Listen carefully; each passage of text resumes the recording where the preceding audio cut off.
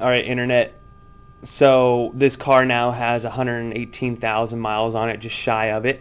I finally took it to a pro mechanic, certified mechanic, whatever you want to call him, and he did a whole kind of walk around the car, and he basically said everything that I thought, which is change the cabin filter.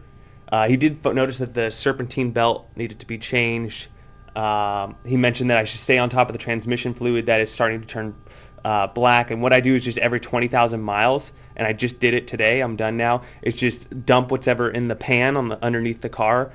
Same time I'm changing the oil, and then add in automatic transmission fluid. So what's gone wrong with this car? What have I done to it? It's been entirely maintained by myself. A couple of tire changes, new tires on it. We did need a new battery.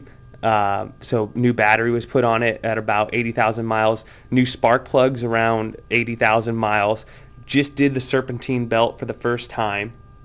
I did the brakes about 50,000 miles ago, and then I'm going to do them again next week for the second time, the second change from the original. So this will be the third set of brake rotors as well as pads. Every time I change the pads, I've ended up either resurfacing the rotors or just buying new ones.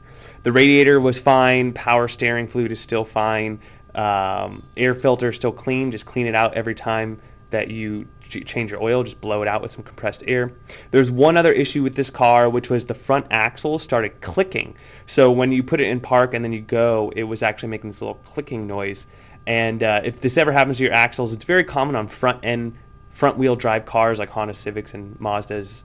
And what happened was that the axles needed to be lubricated, or we had to get new axles at the time.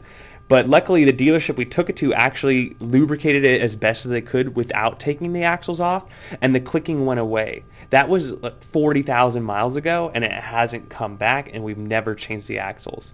So overall, as far as the Mazda 6 goes, we've had very little repairs to have to do on this car, and then the thing is, I'm doing all the repairs myself. So besides my time, which is probably $1,000 or $2,000 worth of time, but besides that, the parts we've probably spent on this car, not including tires, because tires, everyone buys tires, but like the battery, spark plugs, the belt, oil changes, brake pads, brake rotors, we're talking about $1,500 for the last 100,000 miles on this car. So very pleased with how it's wearing, and I imagine we'll get another 80,000 to 100,000 miles, no problem.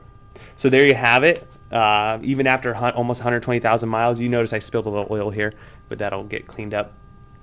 Even after this many miles, it's still running strong. It's a great car. I like that it's a little bit bigger than the Mazda 3. It's definitely heavier. My brother has a Mazda 3, but you get a lot more room, and it's kind of more of a mid-size car than a compact car.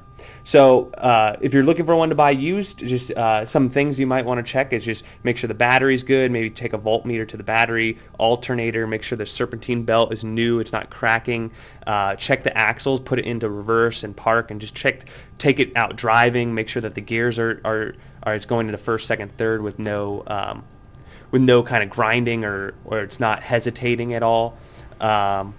Other than that, I mean, if you look for those little things, I think this is a great buy, especially used, and if somebody took good care of it.